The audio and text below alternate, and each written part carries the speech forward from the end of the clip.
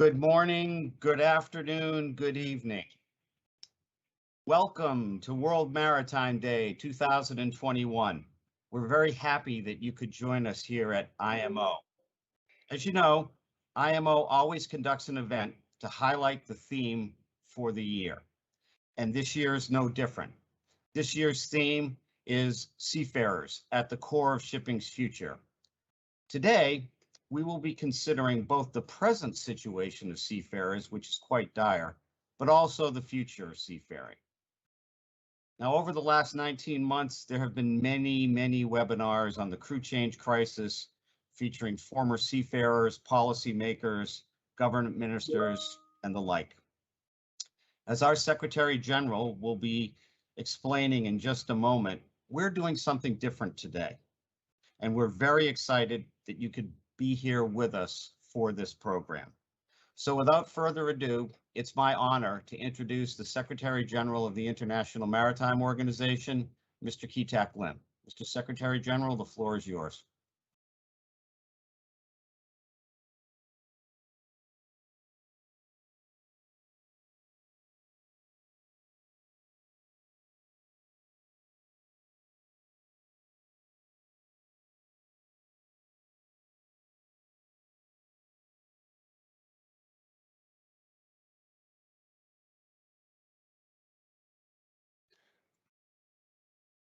Thank you, moderator, the director Fred.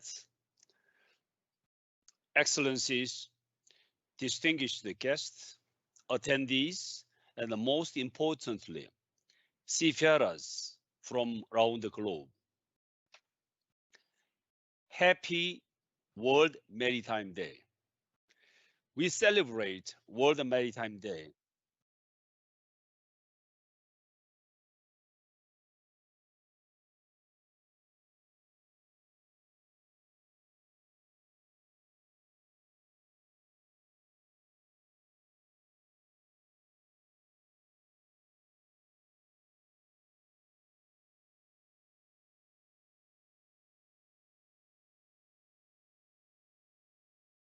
at a very challenging time in the history of mankind. As we all know, the COVID-19 pandemic has brought tremendous hardships for seafarers. We need the seafarers. They need our support. IMO, in collaboration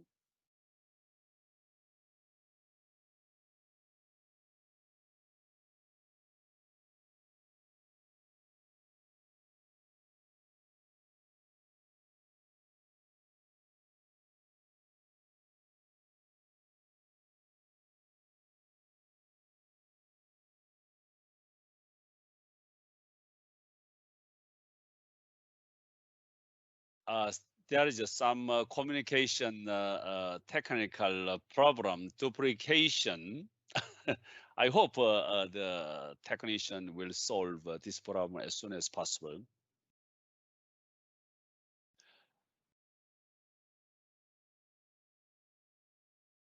Okay.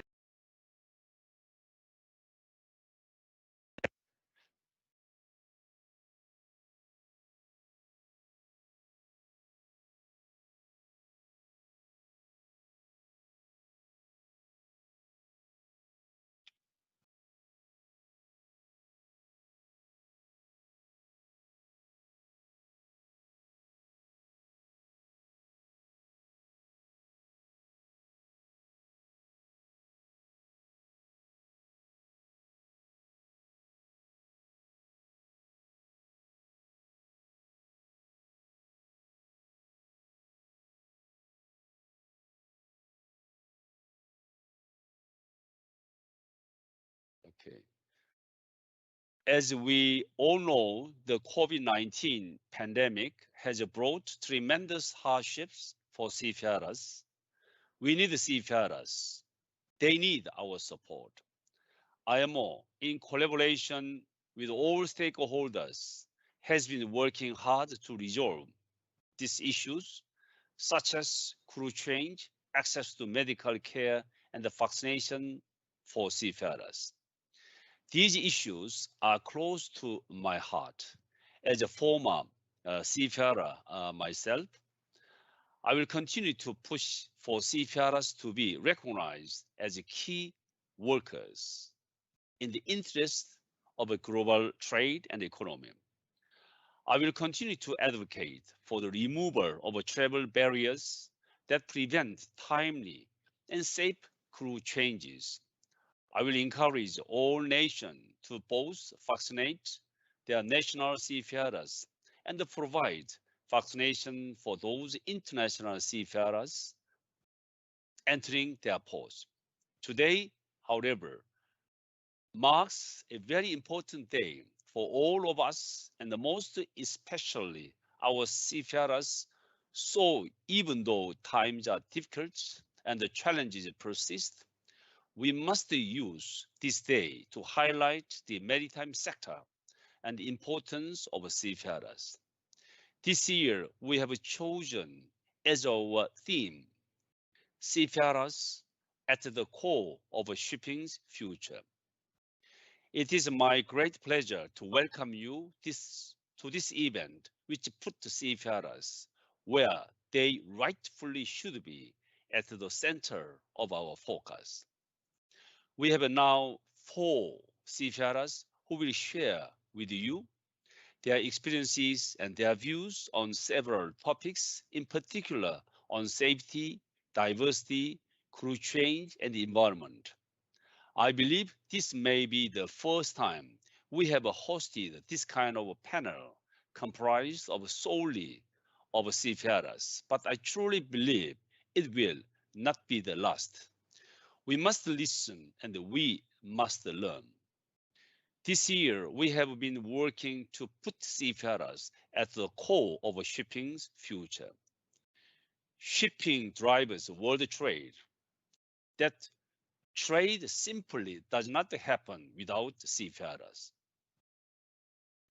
While the challenges of automation and digitalization, not to mention decarbonization, will drive change in shipping, we will always need well-trained and motivated seafarers.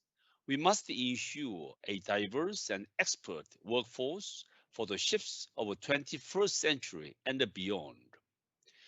We need to do more for seafarers to resolve the ongoing issues during the pandemic.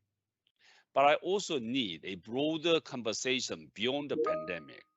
The human element in shipping is and always will be critical. How can we do more? What can we do better? Seafarers' welfare is an essential component which ensures accidents and pollution are prevented, and guarantee that IMO's regulatory regime truly ensures shipping is safe, sustainable, and secure shipping. I look forward to hearing seafarers today.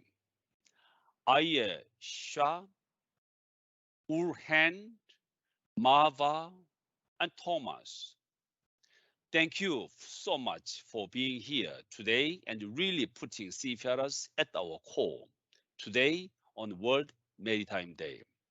And thank you to you all, our attendees from across the oceans. I really look forward to the insightful discussion and lesson. Thank you.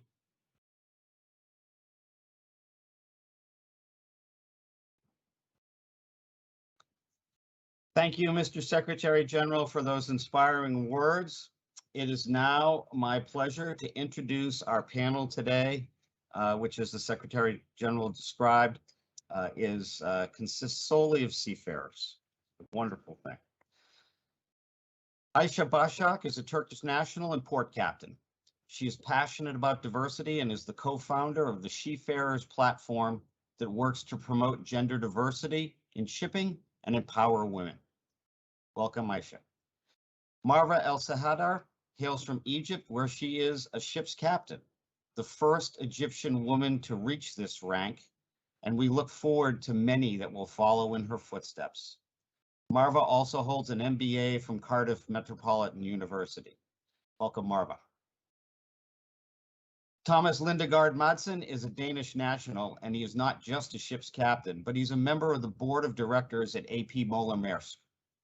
He is a strong proponent for diversity and inclusion in maritime and recognition of seafarers as key workers, and is very active on the social media about these topics. Urin Balinas is a Filipino national who holds the rank of ordinary seaman. He is very enthusiastic about recruitment and retention and of the younger generation of seafarers, and he is eager to help share the future of seafaring. So as you can see, we have a wonderful panel with us here today.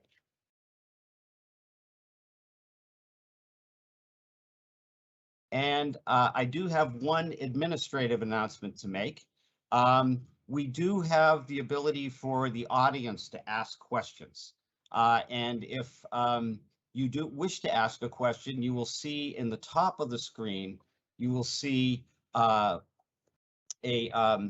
little box with a question mark in it, and it will say show Q&A. If you hover over that, if you push on that, click on that, you'll be able to type in your question. We will receive them, and we will get them to the panel. And with that, we are going to start the panel. And if you give me just a second, I will ask the first question. I think I may have dropped my paper here. Hold on just 1 second.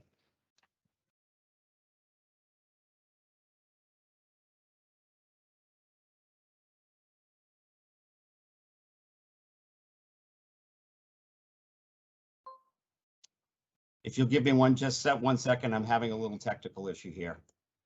I think I dropped the paper with the questions. I got it.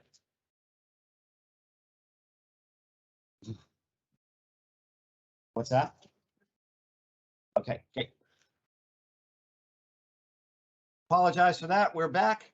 The first question, and this is for Thomas Madsen.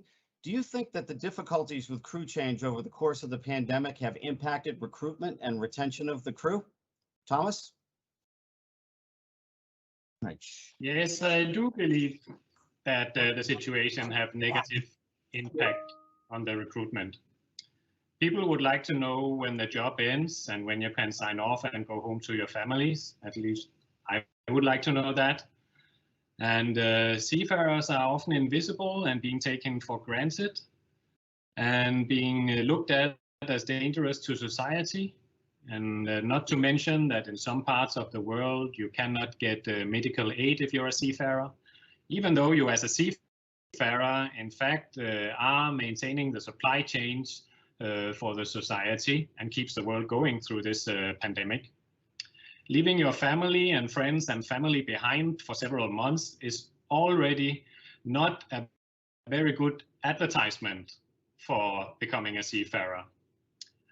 As with every job, there has to be a work-life balance. You need to be able to have a life off duty where you can recharge your batteries and just be a human. You need that to be able to work. Everybody does that. If you cannot have a personal life and you cannot recharge your batteries, then slowly you will diminish and eventually you will have to stop sailing. Young people might still seek the adventure at sea. And I sense a trend where young people realize that being a seafarer is not just being a transport worker anymore, that it is a job that has a purpose and that it is of big importance to society. But still, to young people, the job is an identity and it needs to have a purpose. So they might be attracted, yes, to the life at sea, but whether it's possible to retain them with the current conditions we are offering them, I think that is very doubtful.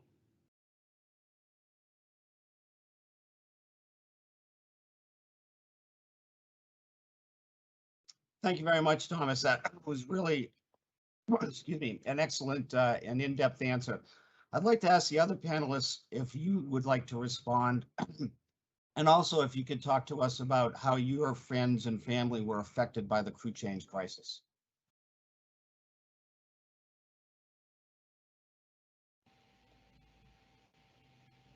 I can start with this.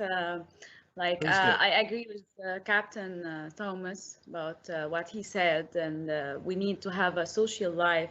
And the pandemic had affected me at my job. I'm working on board a training vessel that allows the cadets to get their practical training.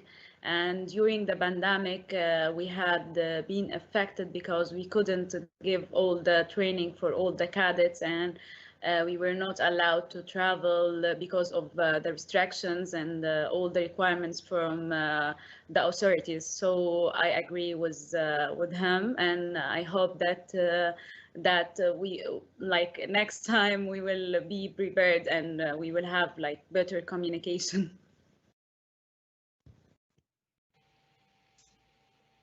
Thank you very much, Marva. Aisha, can you, would you like to respond to this question?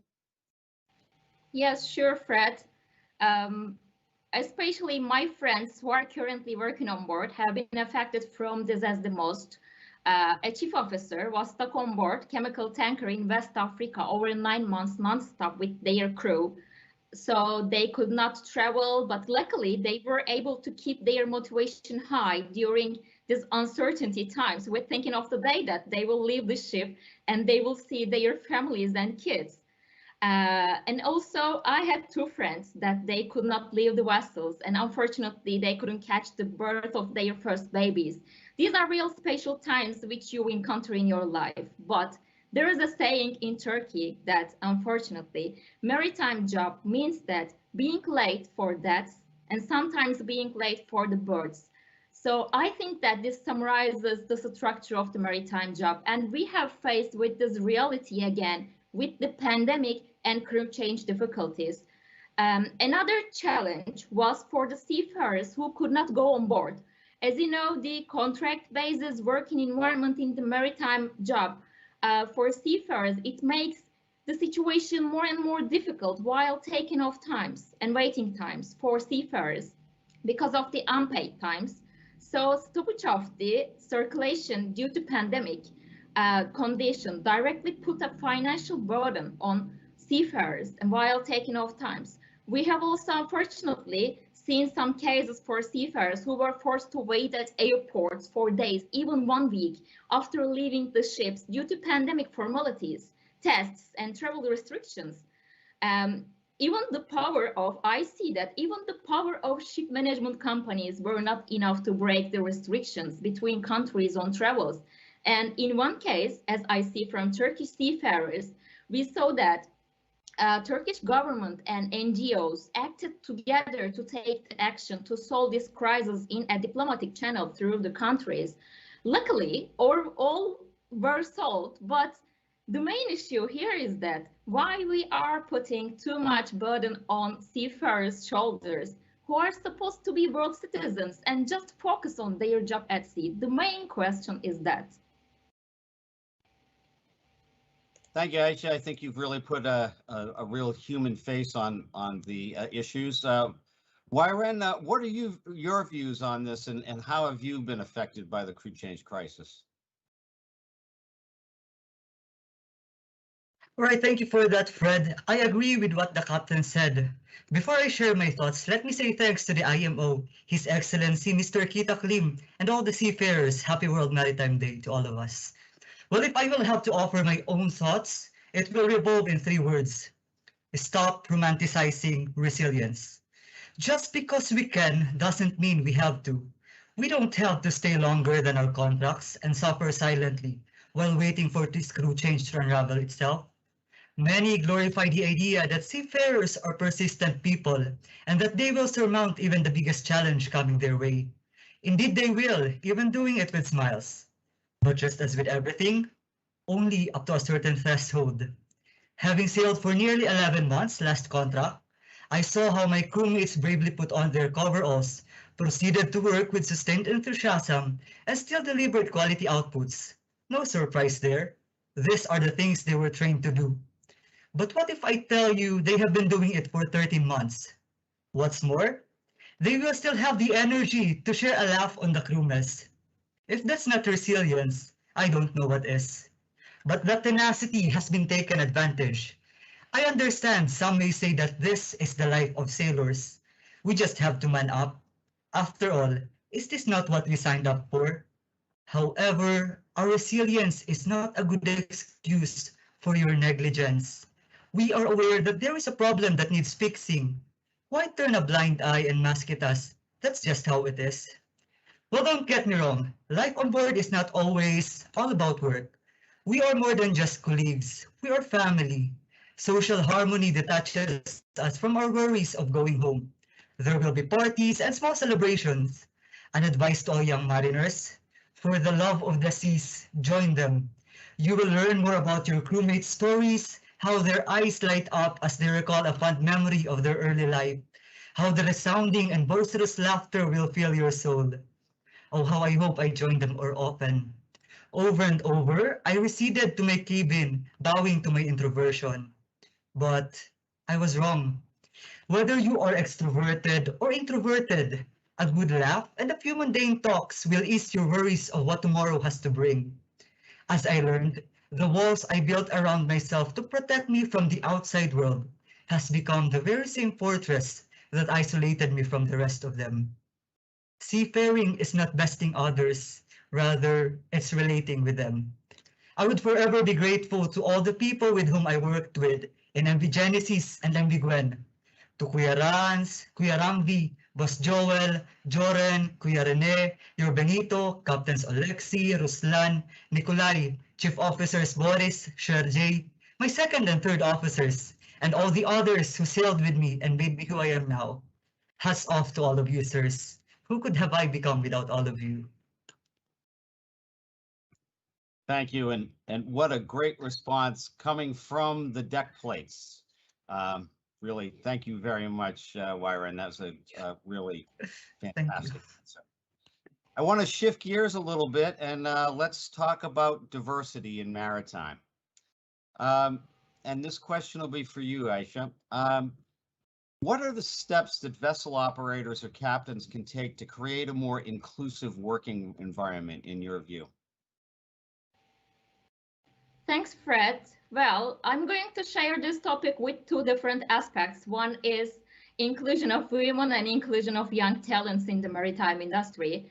I have not collected a to-do list for vessel operators, but I well know that from our personnel who are the young female cadets in the industry, that I hear every day from them in our organizations. They have concerns, they have challenges, and here I just want to summarize their dream workplace to well understand this. They want to say that each maritime company employs women. They want to say that I work in a safe and secure environment. And they say that my seniors treat me equally. I don't have to fight and can focus my job only. And they want to say that I'm the captain now and I'm being promoted as per my amazing skills. And I have no more concerns for setting up families and having a baby. My company and my social rights already support it. And they want to say they are resilient and they are enough, they are successful and happy at the workplace, the most important part.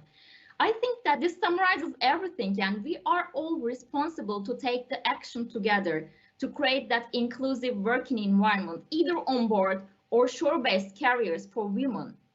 Because we should focus to create an equity for all genders instead of maintaining the equality. And let's do not forget that diversity has a very wide meaning. It is more a philosophy and action than a strategy, and includes creating equal standards without discrimination of any kind of gender, generation, nationality, race, ethnicity.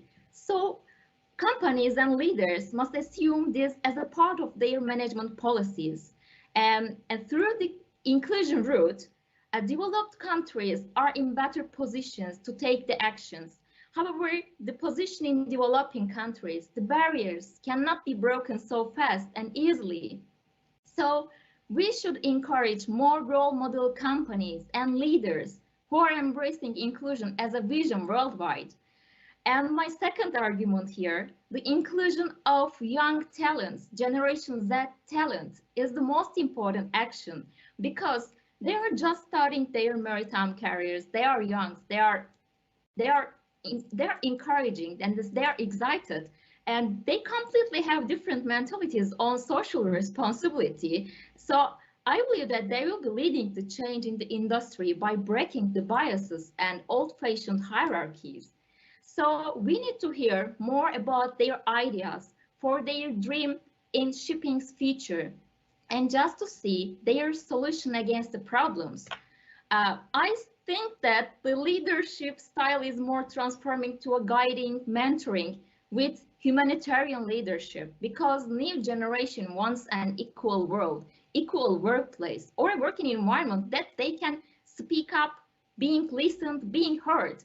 So I believe that the maritime entrepreneurship must become attractive, especially for finding solutions to social problems. This is something that we need to change too. We are in 2021, and if we want to survive on, we need to make that change together. Thank you very much, Aish, for that very detailed response. I'd like to ask the other panelists if you can describe an instance that really emphasized to you the value that diversity brings to the maritime sector. And I'll start with Marwa.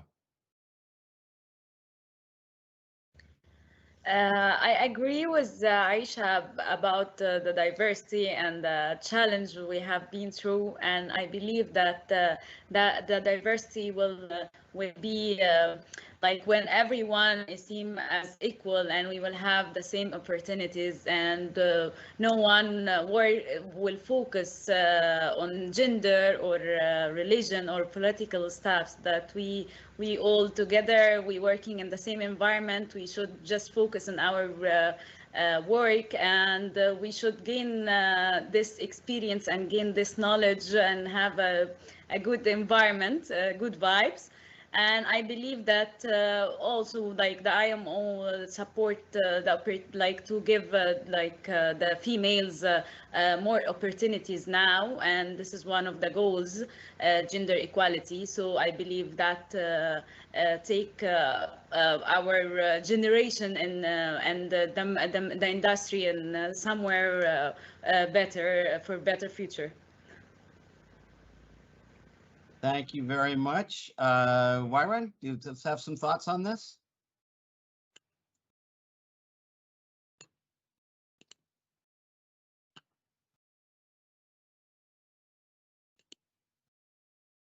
You can go ahead. Right, thank you so much, Fred. Thank you for those wonderful input, Captain Aisha and Captain Marwa. Let me just add to that. When we hear the word diversity, we automatically think gender, race, or religion. And those are all correct, but we often forget age. If I ask our audiences what are their primary reasons in joining the ship, I wonder what would be their top answer. While I was still a maritime student, I often hear a recurring answer.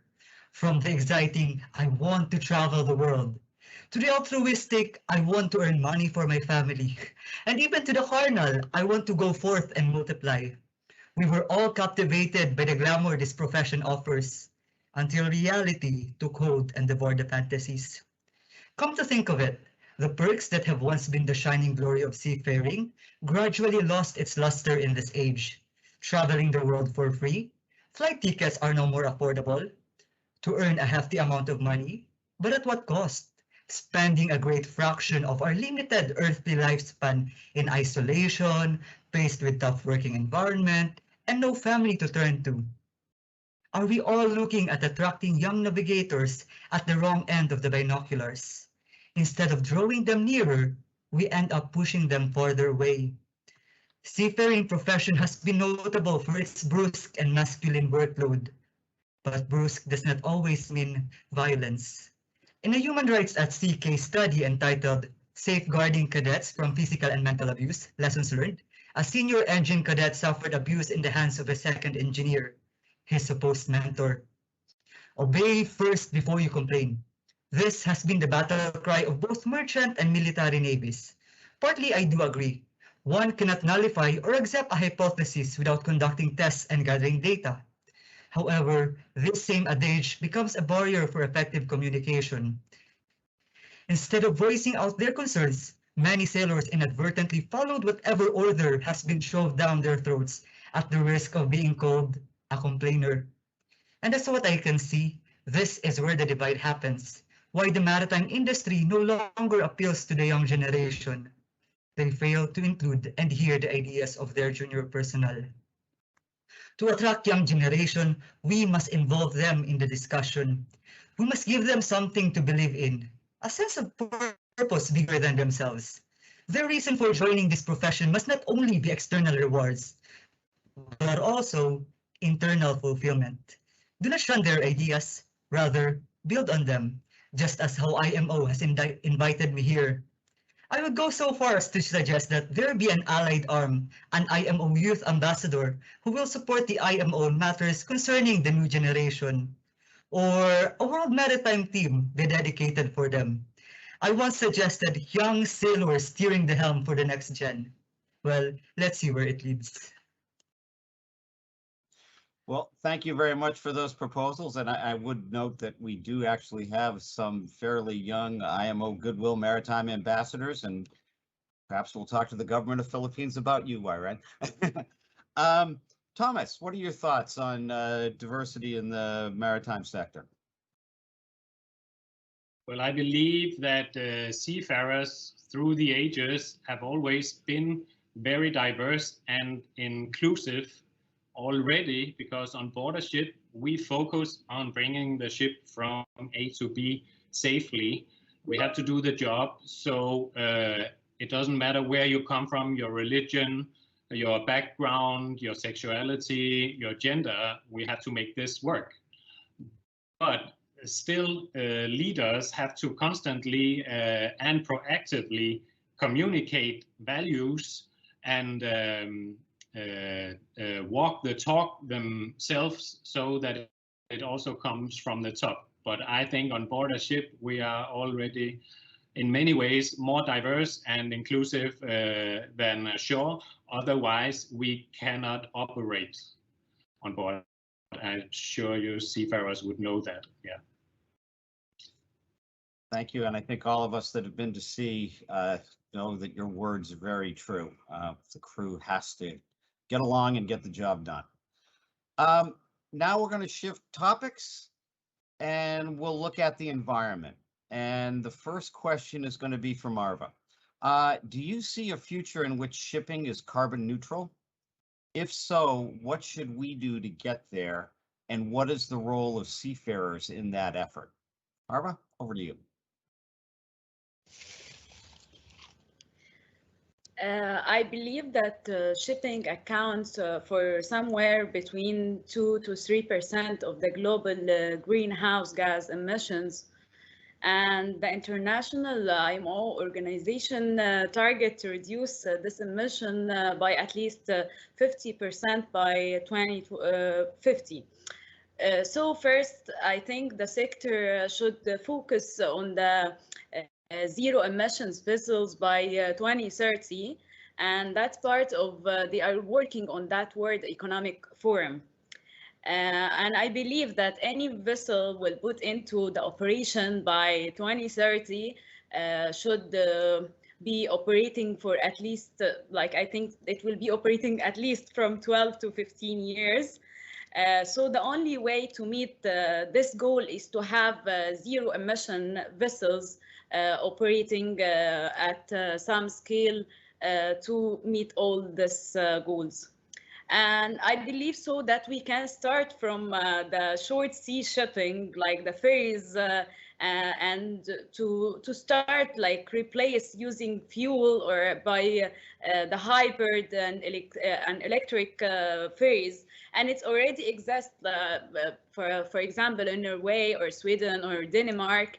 And I believe that if we start using all these ferries and all the short sea shipping, that will help our environment to heal more and quickly. And for the but I believe so too that we cannot use this for our big vessels, so we can the only alternative that we can replace the heavy fuel by the liquid fuel. And I think all the seafarers agree with this, and we're trying to keep our environment like using something that will not hurt our environment. For this all to happen, like the pandemic we have been through, we had learned that to fix anything or to work on anything, and we want to this happen, we should make all the system to move together to order to this moonshot for shipping to actually be possible. And I believe that if we can do this, any other sector can do it. So we should keep looking for our environment, and and also it will save a lot of costs for the companies. And we should keep ourselves up to date. This is the how we keep looking for better future, as I said before. Thank you. Thank you very much, Marva. I want to follow on with some of the other panelists. You work on the sea, which is a fragile natural environment. What type of pollution from ships concerns you the most, and what steps can be taken to combat this pollution? So I'll start with Wyron. What's your views on this? Well, thank you for those wonderful thoughts, Captain Morwa. If I have to weigh in, garbage remains as the top pollution I am very concerned with. Agreed, Marple Annex 5 prohibits the disposal of certain garbages overboard and at certain areas, but do the words bear actual weight in practice? I'm pretty sure many may have thought at least once that this garbage I'm going to dispose overboard will not be so much of a pollution. After all, the sea is deep and wide. It will just be a drop, no one will notice. But if there are more than 74,000 vessels in the world merchant fleet, and each one of them has the same line of thinking as you do, how much garbage could be lying on the seabed or floating on the water column now? Just because you can't see them, it doesn't mean it's not there. I will leave you with that thought.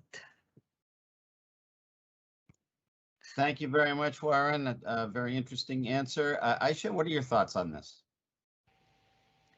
Thanks, Fred.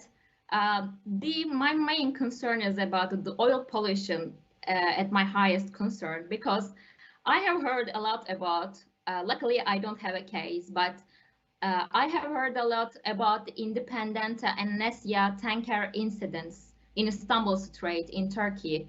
A huge amount of oil went into the sea 35-40 years ago, and unfortunately affected all the sea life in Marmara Sea. As a child who was grown up in Marmara Sea coasts, I remember from my childhood that the sands were in black, and so the environment was full of pollutants. So we also see the same case in Gulf of Mexico. I remember through my Atlantic Ocean voyage that the sea was covered with big contaminations and pollution, seeming like that an island at the middle of the ocean.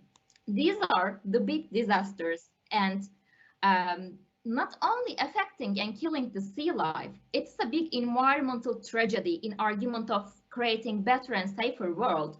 So we can make it more environment friendly by finding new fuel options like biofueling or using the electricity, as Marva said, or hybrid systems together, and also it is already in use in some of the countries.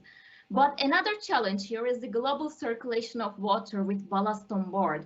Treatment systems are coming into use with the new regulations thanks to IMO, and that's good to see that ship owners are taking quick action on this. However, we need still time to see the side effects or positive impacts of these uses too. The main action must be including the impacts and being ready for the worst scenario to estimate the future with 10-year, 20-year, and 50-year basis about the impacts for the future of the world.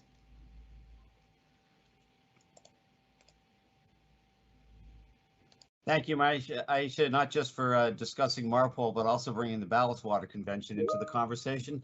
Thomas is a ship captain that's implementing these conventions at sea. What are your thoughts? Yeah, of course, I also love the sea and care about it a lot. And one of my biggest concerns is plastic in the sea. Of course, we don't throw anything overboard from our ships, and we haven't done since I've started sailing. But even in the middle of the Pacific, in the middle of the Indian Ocean, when I go for a walk on deck and look over the ship side, I see plastic. So I'm much more concerned about plastic, and it's coming from shores, from rivers. That concerns me a lot, and it is never going to disappear. Not in my lifetime. The plastic I see in the ocean today will still be there after I have died. So that really concerns me. It's going into the fish and the life circle. The decarbonization process is already ongoing, thank God, and everybody assures agree to that. So that is already developing, but I think there's a lack of understanding for plastic in the ocean. That's just what I wanted to say. Thank you very much, Thomas. And as many of you know, IMO is already looking closely at plastic pollution and will continue to do so. As you mentioned, Marple Annex 5 has banned plastic discharges from ships since 1973, but the problem still remains. Now we're going to shift from the environment to safety. And this first question will be for Wyron. How do technology and the human element in shipping intersect when it comes to safety? Well, at the top of my head, I'll say training. As we approach a new dawn of shipping, quality trainings must be put into place. Internet of Things and data collaboration will also play an integral part in pulling accident reports and learning from them. To thrive in this new era, seafarers will have to be both technically competent and technologically adept. Many may contradict me here, arguing that another training. Negative connotations have surrounded this topic primarily because of rampant corruption with substandard training delivery. Tell you what, be it conducted inside a classroom or through self-learning, continuous learning progress is still a must. But as I ponder, it extends beyond those. Human element and technology also converge in the crossroads of crew well-being. Safety not only in terms of avoiding accidents and or near misses, but also being psychologically safe, meaning free from harassment, bullying, and other deceptive manipulations. Technology not only in terms of ECDISes and unmanned engines, but most importantly with internet connection. Zoom a little closer to crew well-being, and there resides the young generation. Another key on attracting them is to uplift the quality of well-being on board.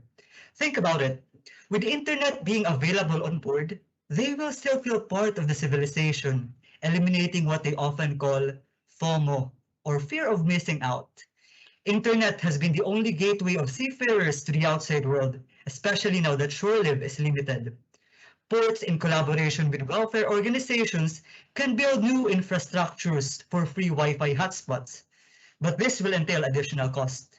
Where would they get those if they are relying mostly on donations? Recently, Human Rights at Sea has been pursuing its maritime levy campaign in Australia. This is after successfully urging New Zealand to update its national legislation that all welfare centers be funded through a dedicated maritime levy contribution. This pandemic served as a springboard for digitization to speed up in the maritime.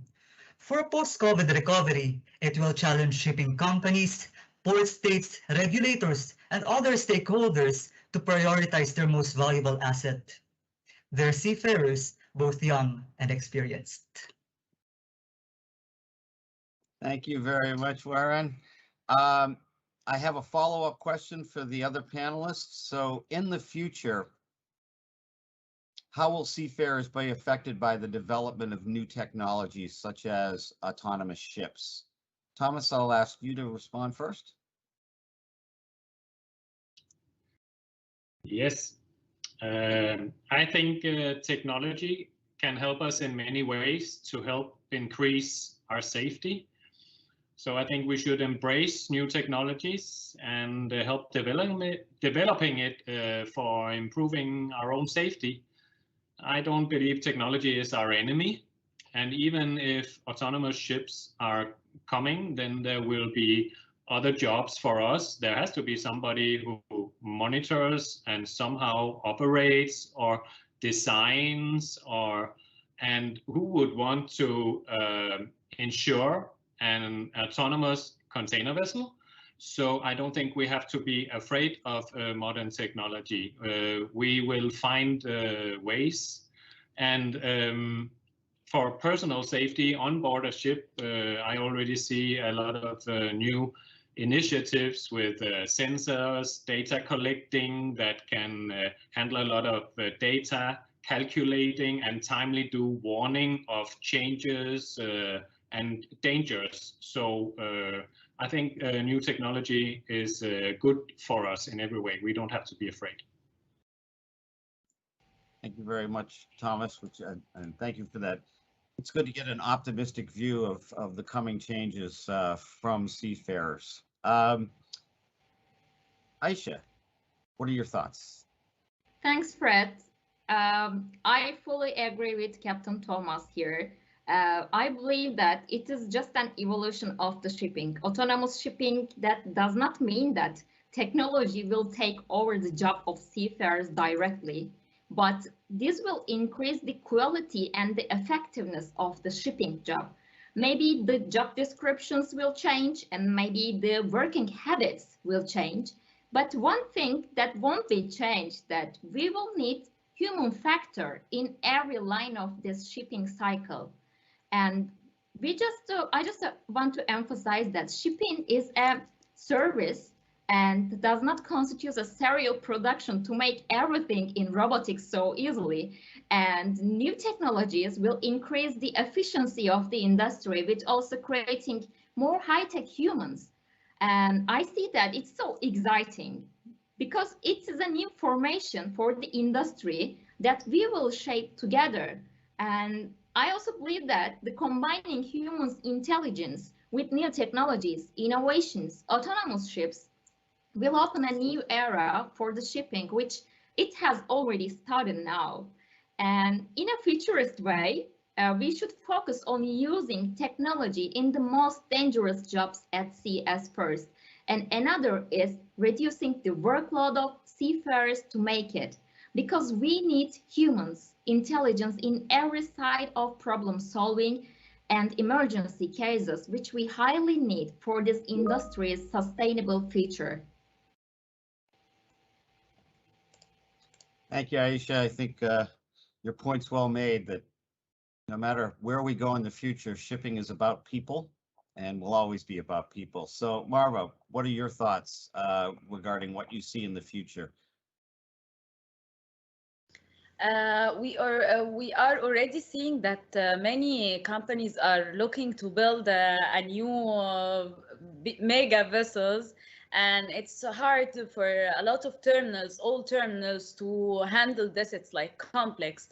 So I believe that we should keep all the seafarers up to date and trained well for this, because as Captain Aisha said, that we can use the technology for like dangerous task on board, or dangerous to eliminate the human error and to eliminate the accident, or anything can happen to the seafarers.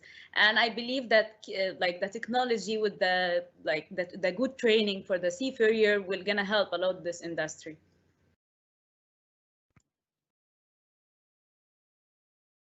Thank you very much, Marva. And thanks to all of you for your answers to the set questions. This has really been a remarkable panel in a number of ways, not just for your responses, but also it's clear that you're all seafarers working very efficiently at sea, because we are actually ahead of time, which never really happens on these panels when you have ministers and politicians and other people who want to talk. So well done to all of you.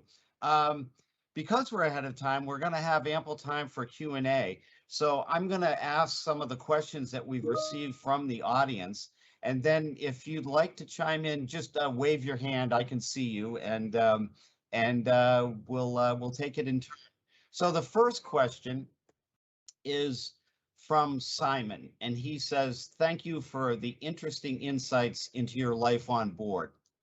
Despite COVID, what would be the first things you would change from ship managers and ship owners to achieve better well-being on board in regard to your daily struggle at sea?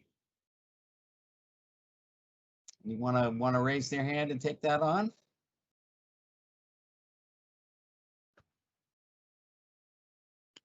Okay, Wyren, go ahead. Right.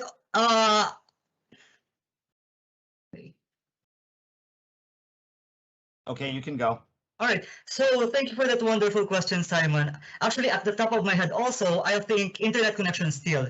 Because first and foremost, crew well-being will entail that you are socially connected to your family so that depression and suicide prevention will be minimized. And then, of course, in one of the Seafarer Happiness Index that I've seen, I'm not sure if it's quarter 1 or quarter 2 of this year, they've noted that internet connectivity actually helps with the well-being on board. So there, internet connectivity will be paramount for ship managers and ship owners that they have it on board. Not just internet just to have it, but sufficient in data allocation and cheap if not free. So there. Thank you very much, Wyren. Anybody else want to come in?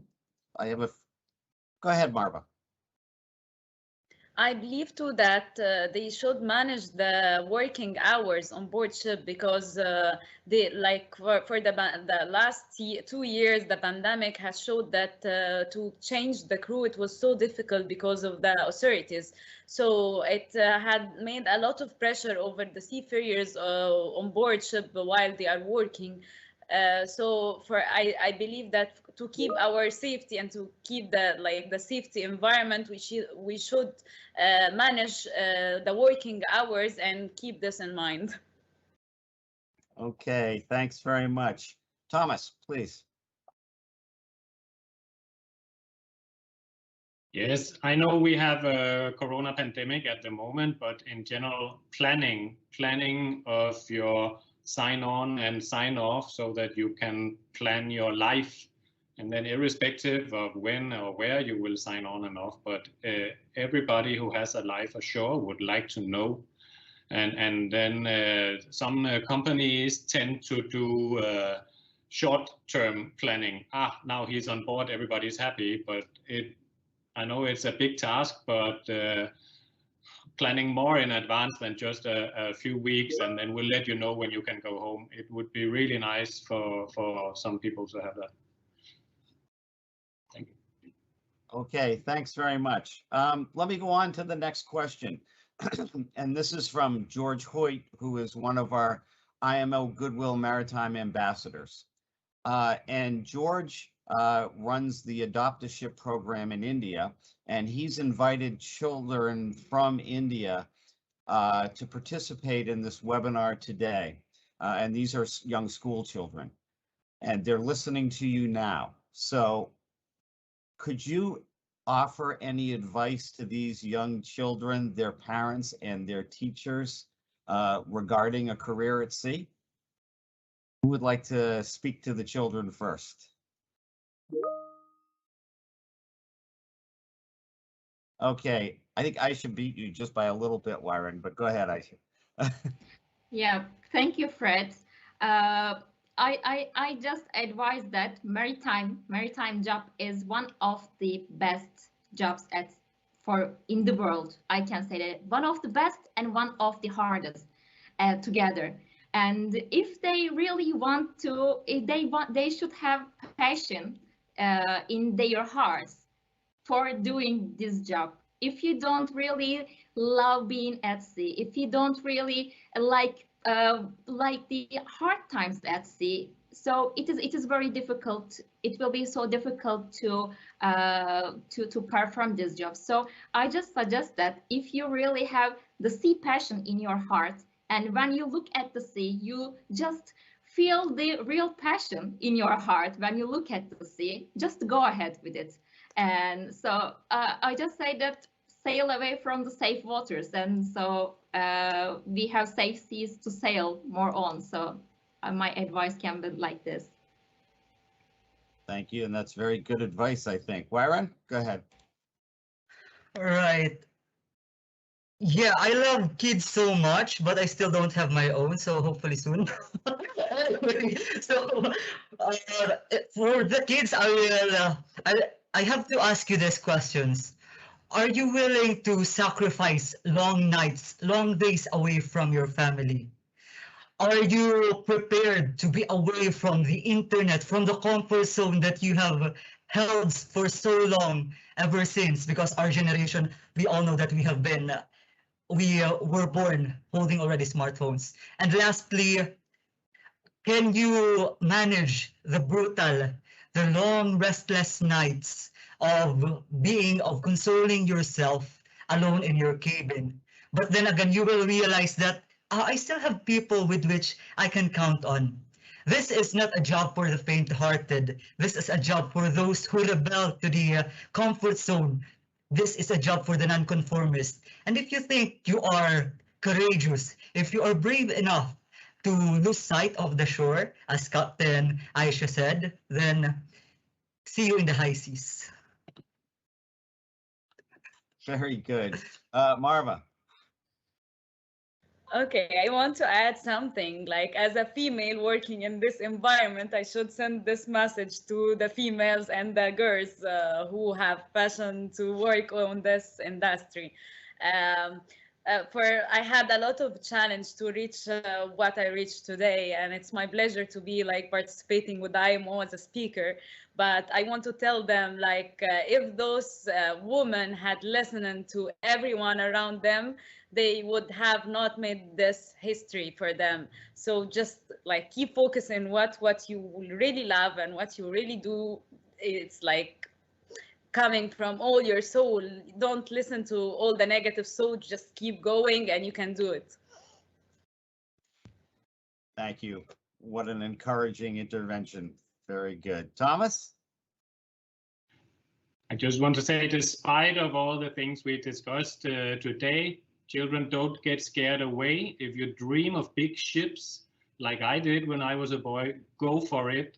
I had never imagined that I would keep on sailing. I've been sailing for 30 years now. I just went for the adventure. It doesn't mean you have to continue all life. Just go for it. And you might stick around like I did, but you don't have to. Just go for it. Okay, thanks very much. I'm going to go to the next question now, and this is an anonymous question, but it says, how did you manage the increasing pressure of working at sea during the pandemic, and what did you do to cope? Anybody want to take that one on? Marva, please. I hope that I got the question. I believe that communication is the better thing that we can use on board ship. Like whenever I feel pressure or stressed, it's better for me to communicate. We were talking about the internet and talking with your family and keeping social life. I believe so that if we have this on board and we keep keep this communication and open up and sharing our pressure and stress, it will help a lot, because last year a lot of people have been on board for like 10 months or 11 or 12, so it's better to have like social life on board in case if you don't have a good internet. Okay, thanks very much. We're reaching the end of our scheduled time, but what I want to do is, and we have a lot of questions from the audience, so thank you very much for those questions. I'm going to pick 2 or 3 more questions. We'll go a little bit over if people don't mind, and then the remainder that we don't get to, we'll pass them on to the panelists, and we'll see if we can get answers back and post them to you. So this question is from Anonymous, but I really like it. So I'm going to ask you all, What is your absolute favorite thing about being a seafarer? I'm going to ask all of you to answer that. So I'll start with Thomas on that one. Yeah, it's a little hard, but yeah, hanging over the ship side and looking into the deep blue sea over the bulbous bow, and if there are dolphins, that is fantastic. I love that, but otherwise, being on board the ship with the crew and then feeling a little bit at home. It's my second home. So that's really nice when you get that feeling when that happens. Okay, thanks. Aisha. Yeah, I can say that it is to see the real sea sparkles through the ocean and when you sail, because normally we didn't see through my childhood. I never seen that. I never realized the real sea sparkle and how it is formed, and so it is amazing to see the amazing and nature of the sea, amazing view of the sea with your coffee, of course. Very true, and that's one of the things I always loved the most, was getting up early in the morning, watching the sunrise and seeing the sea sparkle. Marple, what's your favorite thing? I believe too that my favorite thing is like meeting new people and like sailing around the world and seeing every day like new sunrise and new sunset, and this is what makes me happy every day. Thank you. Warren. Yeah, that is actually a pretty hard question. Maybe I can point to my recent experience when we were sailing in Indian Ocean and I was vomiting a lot because it made me feel I'm still human. That I can, despite the superhuman power that they give on seafarers, it makes me feel that I am still in flesh. And then there you will see that people will come to you, will help you, give you water, and then tend you. It will make you feel the camaraderie on board, especially for young generation. And we have such wonderful captains here. Seafaring, as I learned, will shake your very core, alter your concept of living, and see doubt your principles. But at the end of the day, you will feel that this is the place wherein the humanity will you will feel humanity has been restored. So there. That's great. I've got another question that I want to ask, and this is from Nancy in Jakarta. She says, I teach at a maritime institute in Jakarta. My students asked me a question that I am not sure how to answer. Who are seafarers really? Are the people that work in the hospitality department on a, do you consider them seafarers, although they have a seafarer's ID? Who do you consider as part of your community when you're on a ship? That's a great question, actually. So who wants to try to answer first? Marva. Okay, I believe that anyone on board is a seafarer, like anyone will gonna be on board and acting and living this life is a seafarer. Whatever his job and whatever he's doing on board ship, he's a seafarer. Thomas. Yes, I totally agree. If you're on board a ship, you're a seafarer. Even a cruise ship with thousands of crew members, bartenders, everybody's a seafarer. When it comes to safety and if accidents happen or distress, everybody is there. So everybody on board is a seafarer. Thanks. Warren? Yeah. So I'll just point out this because one of the comments in our Facebook post said that there has been so many deck people in this panel and no chief engineer. So let me just point out that everyone, be it deck, galley, or marine engine or engine department, they are still seafarers, and without them, the ship will not move. Just imagine there will be no deck officers. Whether there will be engine and then there will be bunker who will navigate, and then there will be deck officers but no engine who will be steering, who will be operating the auxiliary machines and the others. And imagine there are deck and engine officers, but they are hungry. So who will feed them? These three departments, along with the others who I may have missed, we are together in moving the world there. I hope that answers the question from our Facebook page. I think so. Marple, did you want to come back in with something else? Yeah, I want to add something. Like when we said like everyone is a seafarer because everyone on board is, as Captain Thomas said, that for the safety, like once anyone on board, they take all the procedure to act if anything happened, if any accident or any emergency. So they are so familiar with every drill we do, not every drill for their safety, like the safety drill. So whatever task they have, so they have us, even if it's small task of our job, so they are seafarer. That's why I want to add this, like for the practical life.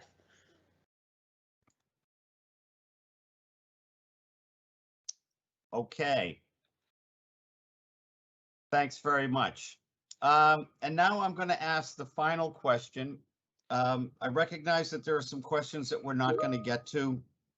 As I said, we'll pass them on to the panelists and we'll try to get some answers back and get those out.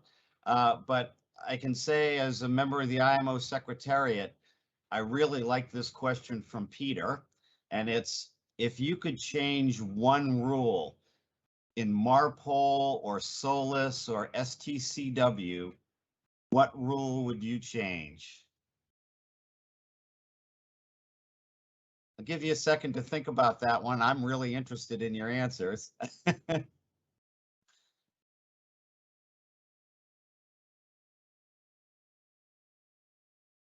Okay, Wyron, go ahead. Right. One of the things that I have been bannering is training, of course. We all know that the era of shipping is undergoing a major transformation. So Stcw will be one of the key priority areas. There has to be insertion of data science, AI, machine learning, and I asked this during the Zero to Low Emission Innovation Forum concluded yesterday.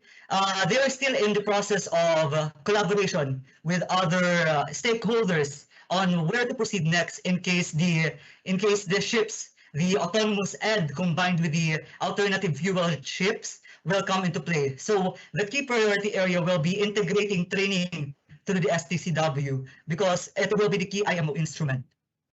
There. Thanks very much. It's very clear that training the future workforce is going to be a key role and a key responsibility. Thomas, you were looking pensive, and then have you come up with an answer? No, I think I've been too many years in this industry, so I kind of by now accepted everything that's being put to us. I give up. I just do all the rules. That's much easier. So let some of them. Marva or Aisha, would you like to, if you could change one rule, what would it be, Aisha? Well, Fred, it is about not maybe changing one thing, because as Captain Thomas said, we already accept everything and we don't want to change anything more. It is well prepared and well performed. But maybe we can just offer more welfare standards, actually. Yes, we have enough conventions, we have enough regulations, but how about the practice? So we need to find some solutions about the practice side. Maybe my suggestion can be like this, because when we go on board and when we see the real working hours of seafarers, it is completely different than it is filled in the ISM structures. And so I think that we need to focus on more practice side. Okay, thanks very much, Aish. Marwa, do you have any thoughts on this or any other closing thoughts? I have two thoughts, and the first one, as Captain Aisha said, that the practice life. So I think that for the theoretical education, we should make the training duration longer than the theoretical education. Even if some people agreed that for 1 year training, but I think that we should make it longer, and that will be much better for us to act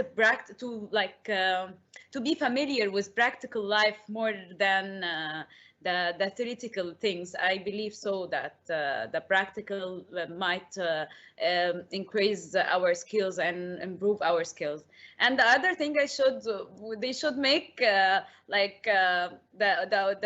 because I had challenge to gain an opportunity to work on board ship, I think they should make something mandatory for the companies or for the industry to open more opportunities for females, like 50% to gain an opportunity. That's what I consider as I'm looking to get to see more females in the industry. Okay, I think thank you very much for that. That's actually a very good segue into our closing. We've gone fairly well over time. First, I want to thank the audience for attending this webinar and being so active and asking such great questions. But I especially want to thank our panelists. Mara, actually, I think in your last intervention, those are words that every delegate at IMO should hear, you know, and getting the practical and real life side of this. I think, as our Secretary General said in his opening remarks, this is somewhat of a unique opportunity for us, is to get actual seafarers speaking on World Maritime Day. And I have to say, I think your words have really resonated. So thank you very much for your participation. This has been a wonderful, wonderful experience. Now, we know that being at sea can mean that many people weren't able to attend the live stream of this webinar, but we have recorded it and we will be uploading it to the IMO's official YouTube channel. You'll be able to access the link via the official World Maritime theme page and also by checking on IMO's social media. With that, we're going to close this webinar. I want to thank everyone again for their attendance, thank the panelists, and thank you for observing World Maritime Day. And on behalf of the Secretary General, I wish you all the best in your future. Thank you very much. Thank you.